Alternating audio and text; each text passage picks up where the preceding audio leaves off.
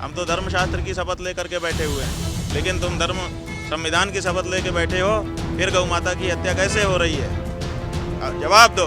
आप जो है गुंडाई करें, आपकी पुलिस गुंडाई करे, वो सब संविधान हो गया। कहाँ लिखा है संविधान में कि बच्चों को मारो?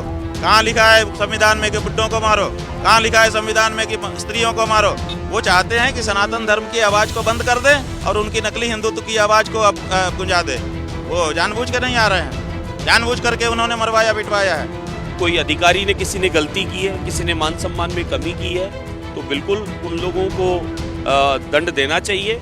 शंकराचार्य अविमुक्तेश्वरानंद सरस्वती की नाराजगी खत्म होने का नाम नहीं ले रही। मौनी अमावस्या वाली घटना के 8 दिन गुजर चुके हैं, लेकिन शंकराचार्य किसी भी कीमत पर मानने को तैयार नहीं है। शंकराचार्य ने ऐलानिया कह दिया है कि जो कुछ भी हुआ वो असक्ष में अपराध है और इसके लिए दंड भोगना होगा।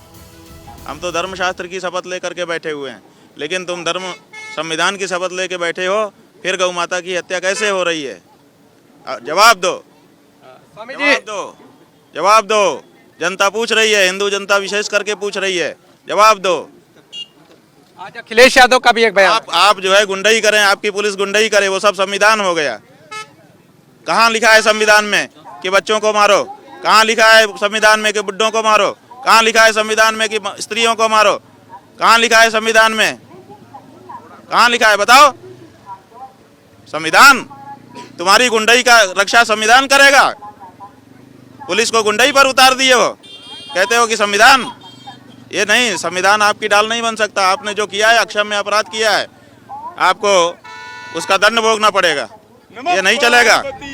शंकराचार्य ने सीएम योगी पर सीधे सीधे निशाना साधते हुए कहा कि उनके साथ मौनी अमावस्या वाले दिन जो कुछ भी हुआ वो सब जानबूझकर किया गया, जानते हुए शंकराचार्य के पद का अपमान किया गया है। वो चाहते हैं कि सनातन धर्म की आवाज को बंद कर दे और उनकी नकली हिंदुत्व की आवाज को अब गुंजा दे। सत्य सनातन धर्म की आवाज को सदा सदा के लिए बंद कर देने का ये उनका योजनाबद्ध कार्यक्रम है। वो जानबूझ के नहीं आ रहे हैं, जानबूझ करके उन्होंने मरवाया पिटवाया है, जानबूझ करके उन्होंने सत्य सनातन धर्म के प्रतीक शंकराचार्य का रथ रोका है, जानबूझ करके सब हो रहा है। क्यों आएंगे वो? खैर, शंकराचार्य के साथ जो कुछ भी हुआ उसकी गूंज अब देश के दूसरे हिस्सों में भी सुनाई दे रही है। बीजेपी के फायर ब्रांड विधायक स्वामी बालमुकुंद आचार्य ने भी शंकराचार्य स्वामी अविमुक्तेश्वरानंद के मामले में दोषी अधिकारियों के खिलाफ कार्रवाई की मांग की है। बाबा योगी आदित्यनाथ जी के नेतृत्व में जिस प्रकार से धर्म क्षेत्रों का कुंभ का जो आयोजन हो रहे हैं, सुव्यवस्थित हो रहे हैं, सब लोग तारीफ कर रहे हैं। मैंने खुद ने भी कई कार्यक्रम अटेंड किए हैं, बराबर वहाँ कैंप लगाए हैं, मैंने अनुभव किया है। ऐसी कोई अव्यवस्था नहीं है कि किसी के लिए। अब ये जरूर हो सकता है कि बहुत सारी गाड़ियां जावे, तामझाम जावे, उससे अन्य लोगों को, आम लोगों को कोई परेशानी हो जावे, उसके लिए जरूर कोई हो सकता है, कहीं कोई रोक टोक हुई है। बाकी कोई अधिकारी ने, किसी ने गलती की है, किसी ने मान सम्मान में कमी की है, तो बिल्कुल उन लोगों को दंड देना चाहिए और धर्म गुरुओं का सम्मान जो हमारे सबके लिए सर्वोपरि है, उस बात का ध्यान रखना चाहिए।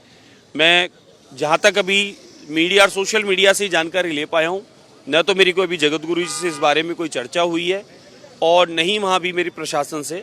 लेकिन हाँ, मैं इतना ही कहना चाहूँगा कि सबके लिए, मैं हूँ या कोई और हो, हम सबके लिए धर्म गुरुओं का सम्मान हमारे परंपरा में है।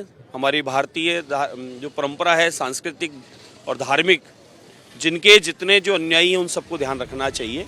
स्वामी बालमुकुंद आचार्य ने साफ साफ कह दिया कि शंकराचार्य के मान सम्मान में जिसने भी कमी की उसे कड़ा दंड मिलना चाहिए। पूरे मामले की निष्पक्ष जांच होनी चाहिए। धर्म गुरुओं का अपमान कतई नहीं करना चाहिए। सभी को शंकराचार्य समेत दूसरे धर्म गुरुओं के सामने भी नतमस्तक होना चाहिए। उनके पद की गरिमा का सम्मान करना चाहिए। दोनों पक्ष देखने चाहिए। कुछ वीडियो ये आ रहे हैं कि वो पुलिस प्रशासन से धक्का मुक्की कर रहे हैं, पुलिस प्रशासन के ड्रेस पर कुछ लोगों ने, वो किन्होंने की, वो जांच का विषय है। इस पूरे विषय की जांच होनी चाहिए और जो भी दोषी है उसे सजा मिलनी चाहिए। धर्मगुरुओं का अनादर कदापि नहीं होना चाहिए। बाकी मुझे आदित्य योगीनाथ जी पर, उनकी व्यवस्थाओं पर कोई शंका नहीं है। आप स्वयं जाकर वहाँ देख सकते हैं, पूरी मीडिया देख रही है, बता रही है। इतनी सुव्यवस्थित व्यवस्था, लाखों करोड़ों लोगों का आना, प्रतिदिन स्नान करना और उस तीर्थ क्षेत्र में सब संत महात्माओं के दर्शन करके, मंदिरों के दर्शन करके पुनः अपने घर तक आराम से लौट जाना, यानी उत्तर प्रदेश प्रशासन ने बहुत अच्छी व्यवस्थाएं की है, इसमें कोई दो राय नहीं है। कुछ धर्मगुरुओं को इस प्रकार से मैं कह रहा हूँ कि बदनाम करने का काम ये लोग कर रहे हैं, ये राजनीति इसमें कर रहे हैं, ये ठीक नहीं है। जगत गुरु हमारे लिए बहुत बड़ा पद मायने रखता है इस देश के लिए। जिस गादी पर वो विराजमान है उनका सम्मान हम सब करते हैं, उनके लिए हम सब कृतज्ञ हैं, नतमस्तक है।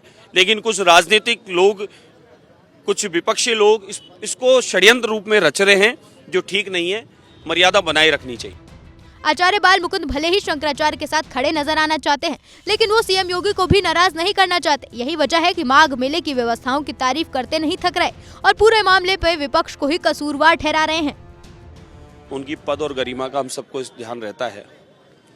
इसमें इस विषय पे जो कुछ समझ में आया, मुझे कुछ इसमें राजनीतिकरण देखिए होता नजर आ रहा है। धर्म में राजनीति नहीं होनी चाहिए, राजनीति में धर्म होना चाहिए। वहाँ जिस प्रकार से कुछ लोगों ने अनगल बातें फैलाई है, इतनी सुंदर व्यवस्था है। आप किसी भी महात्मा से, किसी भी संत से, किसी भी अखाड़े वाले से आप ये जानकारी ले लें कि आदरणीय प्रधानमंत्री नरेंद्र मोदी जी के और आदरणीय उत्तर प्रदेश के मुख्यमंत्री बाबा योगी आदित्यनाथ जी के नेतृत्व में जिस प्रकार से धर्म क्षेत्रों का, कुंभ का जो आयोजन हो रहे हैं, सुव्यवस्थित हो रहे हैं, सब लोग तारीफ कर रहे हैं। मैंने खुद ने भी कई कार्यक्रम अटेंड किए हैं, बराबर वहाँ कैंप लगाए हैं, मैंने अनुभव किया है। ऐसी कोई अव्यवस्था नहीं है कि किसी के लिए।